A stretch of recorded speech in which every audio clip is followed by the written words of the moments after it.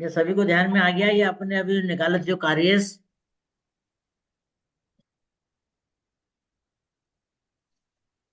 जी sir. तो ये इस प्रकार से कार्येश निकाल के हम इसका ये बता सकते हैं कि इस उम्र में इसका विवाह होगा। ठीक है ना। तो इसका विवाह कब हो गया? ये शुक्र के पीरियड में। आप देखिए सूर्य है क्या हमारा, सूर्य भी पावरफुल नहीं है, क्योंकि छठे भाव का सबलॉर्ड है सूर्य। इस कारण सूर्य हटा देंगे। और चंद्रमा को देखिए, चंद्रमा बढ़िया पावरफुल है। तो हम बोलेंगे 8 जनवरी 2026 से लेकर के 9 सितंबर 2027 के बीच में उसका विवाह होगा। अब हम इसको और छोटा कर सकते हैं। चंद्रमा में चंद्रमा का पीरियड देखिए, 28 फरवरी 2026 तक उसका विवाह होगा। परंतु हमने ये देखा था इसकी उम्र कितनी निकाली, 2046 में। तो अपन इसके पहले आप नहीं देखेंगे।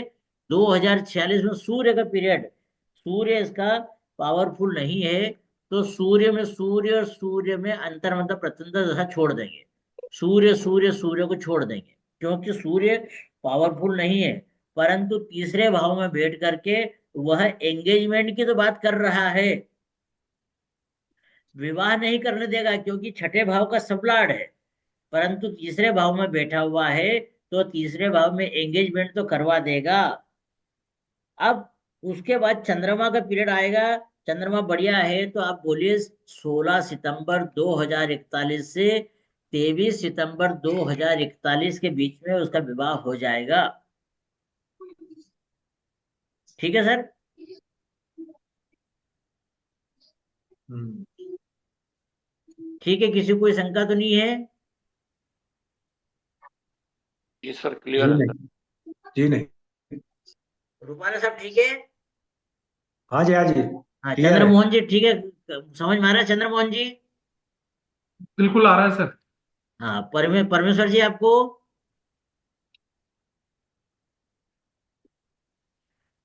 परमेश्वर जी? चलो, ठीक है। आ गया गुरुजी, आ गया आ गया। आ गया हाँ ना। गुरुजी। तो इस प्रकार से हम ये निकालेंगे। अब कई बार ये होता है कि साहब मैं साझे में कोई व्यापार करूं क्या, सप्तम भाव से साझेदार भी देखा जाता है। तो सप्तम भाव का जो सबलॉर्ड रहता है उसी की पोजीशन देखिए। देखिए इस पत्रिका में सप्तम भाव का सबलॉर्ड कौन है? सप्तम मंगल। भाव का सबलॉर्ड देखिए। सप्तम भाव मंगल। का केतु। सबलॉर्ड केतु है। केतु। हाँ, बिल्कुल। केतु जो है चंद्रमा के स्टार में है और मरकरी के सब में है। अब हम इसको देखेंगे कि ये हमारे लिए पॉजिटिव है या नहीं है। देखिए दोनों की पोजीशन अलग अलग है। यदि पति या पत्नी की बात करेंगे तो हम सप्तम भाव से गिनेंगे। और यदि साझेदार की बात होगी तो हम दसम भाव से गिनेंगे कि यह दसम भाव के लिए किस प्रकार का है। तो दसम भाव का हम्म। दसम भाव पहले चंद्रमा को देखिए कि चंद्रमा किन किन भावों का सबलॉर्ड है। तो चंद्रमा किसी भी भाव का सबलॉर्ड नहीं है, किसी भाव का स्टार लॉर्ड नहीं है। परंतु वह पंचम भाव में बैठा हुआ है।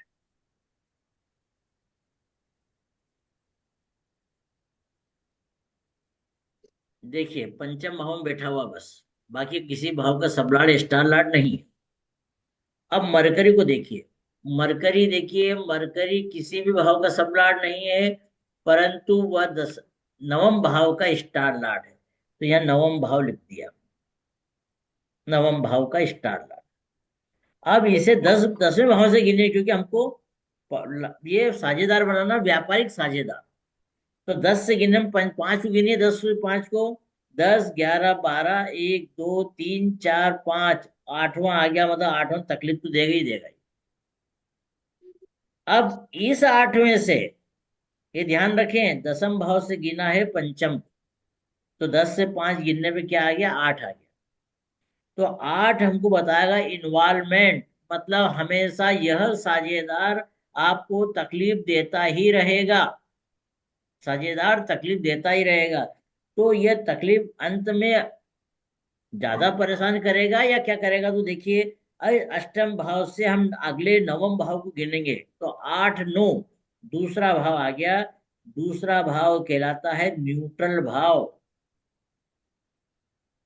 तो आप इस पत्रिका वाले व्यक्ति को बोलिए कि यदि आपने साझेदारी में कोई काम करा तो वह हमेशा नुकसानदायक रहेगा। साझेदार के हिसाब से यह नुकसानदायक रहेगा। अब पति या पत्नी बात करेंगे तो सप्तम भाव से गिनेंगे। ठीक है ना, इतना ध्यान रखें। व्यापारिक साझेदार, व्यापार का भाव जो रहता है, मेन कर्म का भाव दसम भाव रहेगा। तो 10 से गिनेंगे तो यह नुकसानदायक साझेदार रहेगा। ऐसे व्यक्ति को साझेदारी में बिजनेस नहीं करना चाहिए, साझेदारी में कोई काम नहीं करना चाहिए। ठीक है ना? कोई शंका तो नहीं इसमें? जी नहीं। कोई शंका तो नहीं है? कुछ प्रश्न तो नहीं किसी को? नहीं। परमेश्वर जी, चंद्रमोहन जी, आपको नहीं सर। समझ में आ गया ना? मतलब व्यापारिक साझेदार को दसम भाव से गिनेंगे और जीवन साथी को सप्तम भाव से गिनेंगे कि सप्तम भाव से कैसी पोजीशन है। अब यहाँ पे देखिए, सप्तम भाव से तो गिनेंगे तो 5 और 9 तो पॉजिटिव हो गए, क्योंकि यहाँ से गिनने में 11वां भाव आ जाएगा और ये तीसरा भाव आ जाएगा। मतलब ऐसे व्यक्ति की मेरिट लाइफ बहुत अच्छी रहेगी। परंतु यदि वह साझेदारी में कोई काम करेगा तो साझेदारी नहीं चलेगी, साझेदारी से हमेशा परेशानी रहेगी। ठीक है। जी सर। अब आपको सप्तम भाव से संबंधित कोई प्रश्न पूछना तो बताइए। हमने ससुराल का नाम देख लिया, पति या पत्नी का नाम देख लिया, शादी कब होगी ये देख लिया, साझेदार रखना चाहिए या नहीं रखना चाहिए वह देख लिया है। इस प्रकार से हमने ये उसके सप्तम भाव से संबंधित सभी भाव कंप्लीट कर लिए, सभी प्रश्न लगभग कंप्लीट कर लिए हैं। आपको कोई शंका हो तो इसमें पूछिए।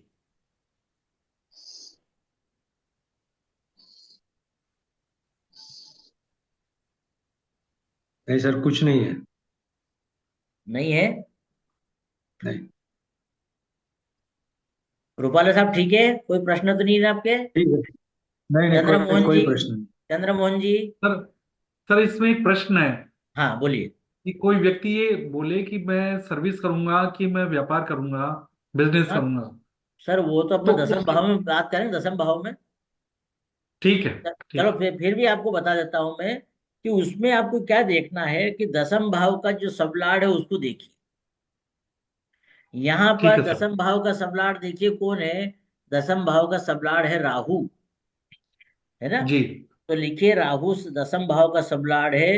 राहु की पोजीशन देखिए। राहु मरकरी के स्टार में है और केतु के सब में है। हम्म। यदि नियम जी। देखिए कि दसम भाव का संबंध यदि छठे भाव से होता है तो जातक सर्विस करेगा, और यदि सप्तम भाव से होता है तो जातक व्यवसाय करेगा। बिजनेस। अब देखिए व्यवसाय यहाँ करेगा। पर हमारे राहु के सामने क्या आ गया? Mercury, star Lord mercury. Mercury देखिए, मरकरी किन किन भावों का सबलॉर्ड है? तो देखिए मरकरी किसी भी भाव का सबलॉर्ड नहीं है। हम्म। मरकरी किसी भाव का सबलॉर्ड नहीं है। परंतु मरकरी जो है नवम भाव का स्टार लॉर्ड है। ये देखिए नवम भाव का स्टार लॉर्ड है। तो नो लिख लीजिए। तो नो से ये तो डिसाइड नहीं होता, हमने क्या बोला? छठे से संबंधित होगा, सर्विस करेगा। और यदि सप्तम से करेगा तो बिजनेस करेगा। तो नवम भाव आया है हम्म। तो नवम भाव क्या होगा? सर्विस का विरोधी होगा। दसम का विरोधी हो सर्विस गया, मतलब करेगा। बार बार सर्विस में परिवर्तन होगा। तो ऐसा व्यक्ति हम्म। सप्तम से देखे नवम भाव तीसरा होता है वृद्धि कारक, मतलब ऐसा व्यक्ति बिजनेस करेगा। अब कई बार क्या रहता है कि ये इसने सप्तम को भी नहीं बताया, नवम को भी नहीं बताया, ये सप्तम को भी बताया, छठे को भी नहीं बताया। तब क्या करेंगे? तो हम ये देखेंगे कि राहु का संबंध दूसरे भाव से है क्या, मतलब संबंध, मतलब सप्तम देखिए कि ये जो मरकरी है, यह यदि सप्तम, यदि दूसरे भाव का है, और तो हम कहेंगे कि यह व्यक्ति बिजनेस करेगा, है ना। कैसे, देखिए आप देखिए, पहले मान लिया कि हमारा ये मरकरी और केतु ने अब छठे भाव को ही बताया, सप्तम भाव को ही बताया। तो देखिए आप, फिर सप्तम भाव को उठाइए, नियम देखते चलिए। सप्तम भाव को उठाया, तो सप्तम भाव को देखिए, सप्तम भाव का केतु, केतु लिखिए सप्तम भाव को केतु, और छठे भाव को कौन है, छठे भाव का गुरु। केतु का स्टार लॉर्ड कौन है, केतु का स्टार लॉर्ड मून है, और जुपिटर का स्टार लॉर्ड कौन है, जुपिटर का स्टार लॉर्ड जुपिटर। अब ये मून और मरकरी, मून और जुपिटर को देखिए, ये किन किन भावों से संबंधित है, मतलब ये यदि ये धन से संबंधित है तो वह काम करेगा। अब देखिए चंद्रमा, चंद्रमा दूसरे भाव का नहीं है, जुपिटर दूसरे भाव का नहीं है। तो देखिए जुपिटर, देखिए जुपिटर 12वें भाव का स्टार लॉर्ड है, 12वें भाव का स्टार लॉर्ड, और चंद्रमा कहीं का भी नहीं है, और चंद्रमा पंचम भाव में बैठा हुआ, मतलब वो चंद्रमा धन से नहीं जुड़ रहा है, सिर्फ छठा भाव जो है 12वें भाव से जुड़ रहा है। तो हम बोलेंगे यह व्यक्ति सर्विस करेगा, ठीक है ना।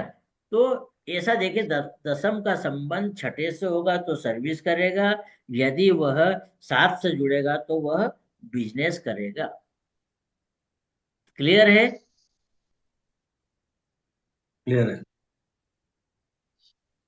ठीक है परमेश्वर जी, ठीक है। चंद्रमोहन जी। Clear sir. हाँ भाई, ऐसा देखना है कि दसम भाव का, हम जब दसम भाव पे जाएंगे ठीक तब और बात करेंगे। तो 10 का संबंध यदि रहेगा, सप्तम से रहेगा तो बिजनेस करेगा। बिजनेस। आप कृपा करके ये बताइए।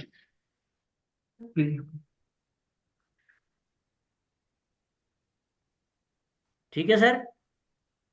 जी सर। और जी और कोई जी। प्रश्न हो तो बताइए परमेश्वर जी, चंद्रमोहन जी, रूपाले साहब। नहीं, कुछ नहीं है प्रश्न सर। बहुत इजी, बहुत अच्छी तरह से समझा आपने। अच्छा, हाँ, अब यदि इसमें कुछ प्रश्न हो तो देखिए, नहीं तो अपन कल हम फिर अष्टम भाव को लेंगे। ठीक है। सर यहाँ पर एक छोटा सा प्रश्न है सर। हाँ जी, बोलिए। शादी कब नहीं होगी सर? अपन बिल्कुल आउटराउटली मना कर देंगे, इसकी शादी नहीं होगी सर। हाँ, शादी नहीं होगी, जैसे सप्तम भाव को जो सब लॉर्ड है, उसका स्टार लॉर्ड यदि छठे भाव को बता दे, अष्टम भाव को बता दे, तो शादी नहीं होगी। ठीक है। ठीक। परंतु यदि वो छठे भाव को बता रहा है और सब लॉर्ड के द्वारा नवम भाव को बता रहा है, तो आप ये बोल सकते हैं कि एक शादी टूटेगी या एक तलाक होगा, क्योंकि वह छह को बता रहा है नेगेटिव, और नवम को बता रहा है, तो नवम बता रहा है मतलब दूसरी शादी। तो उसकी एक शादी टूटेगी, तो आप ये बोल सकते हैं, जिसे आप बोला जाता है ना घट विवाह किया जाता है। तो ये घट विवाह वही बात है कि छठे का सप्तम भाव विरोध हो रहा है, मतलब एक सगाई टूटना चाहिए या एक तलाक होना चाहिए। तो जब छठा भाव आ जाए या अष्टम भाव आ जाए तो ये इस प्रकार की होगा।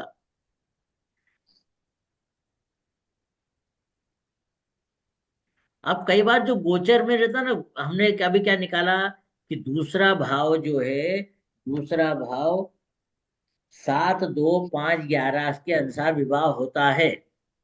परंतु गोचर में यदि दूसरा भाव आ जाता है तो वह सप्तम से गिनने पर अष्टम भाव रहेगा, और वह परिवार में विच्छेद पैदा करेगा, परिवार में सगाई को तोड़ेगा।